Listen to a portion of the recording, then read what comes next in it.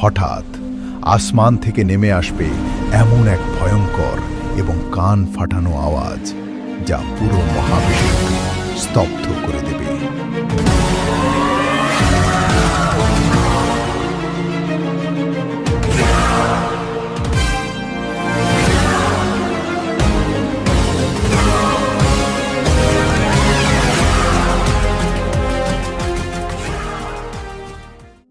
দিনটি হবে আর 10টা সাধারণ দিনের মতোই।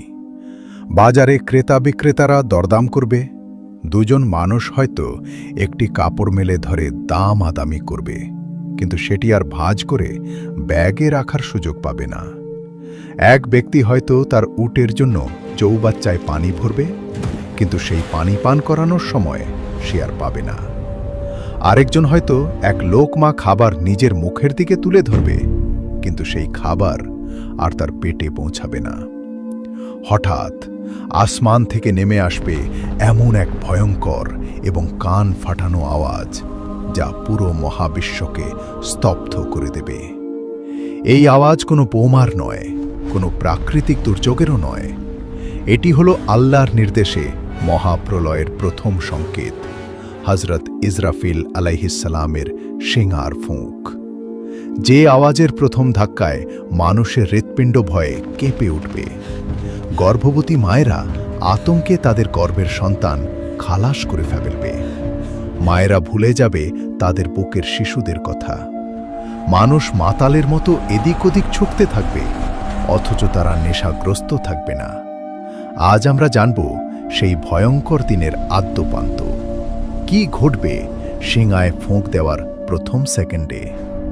কিভাবে ধ্বংস হবে এই বিশাল পৃথিবী, সূর্য, চাঁদ এবং গ্যালাক্সি?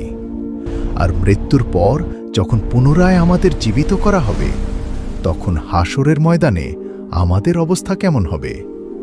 চলুন কোরআন ও সহিহ হাদিসের পাতা থেকে জেনে নিই মহাপ্রলয়ের সেই শিহরণ জাগানো বর্ণনা, যা শুনলে আপনার রাতের ঘুম হারাম হয়ে যেতে পারে। কিয়ামত হঠাৎ করেই চলে আসবে না। এর আগে আল্লাহ তাআলা মানুষকে বহু সতর্কবার্তা বা আলামত দেবেন।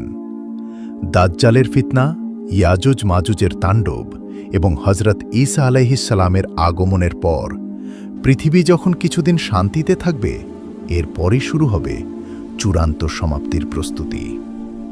একদিন সকালে মানুষ ঘুম থেকে উঠে দেখবে সূর্য পূর্ব দিকের বদলে পশ্চিম দিক থেকে উদিত হচ্ছে।